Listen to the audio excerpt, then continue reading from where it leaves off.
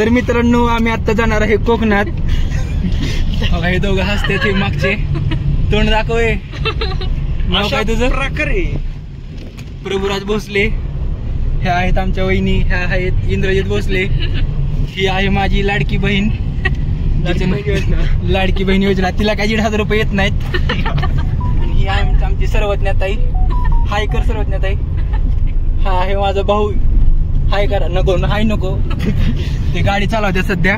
पाहू शकता हा नजारा. दृश्य कसं जबरदस्त दृश्य आहे मित्रांनो. तुमची आठली नाही तुम्ही अजून बंद करा. थोड्याच वेळात कोरेगाव तालुका पार करून आम्ही जाणार आहोत.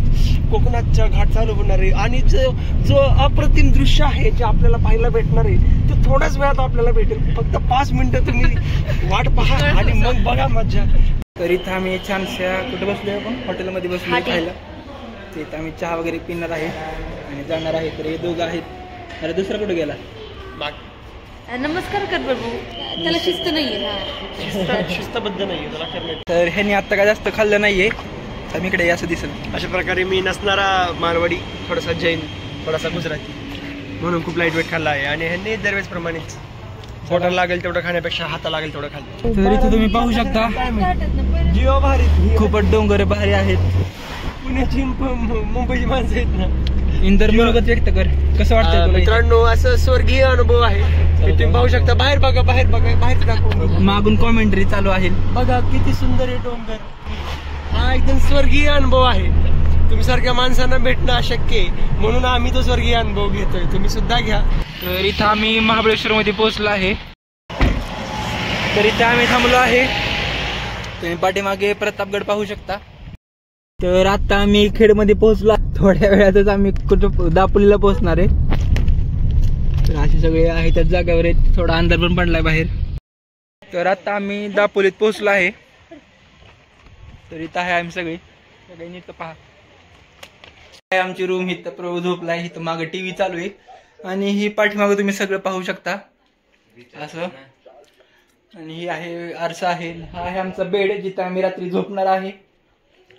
तर चला बाहेर जातो. मी आता बाहेरचं तुम्हाला दाखवतो. हा आहे बाहेरचा व्ह्यू जो की तुम्ही समोर पाहू शकता. जो की आमच्या चारी बाजूनी झाडं वगैरे आहेत. आणि ह्या बाजूला बीच सुद्धा आहे जो की आता दिसणार नाही. उद्या सकाळी तुम्हाला दाखवेल. इथं जेवण झालं.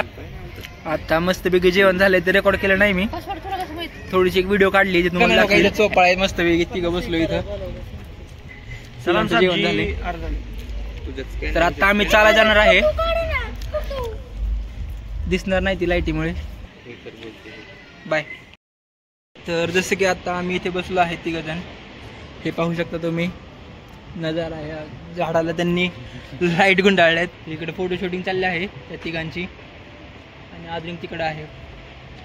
तर अशा प्रकारे इथं आम्ही बसलो आहे. इथे एक पप्पी सुद्धा आहे जो की झोपला आहे.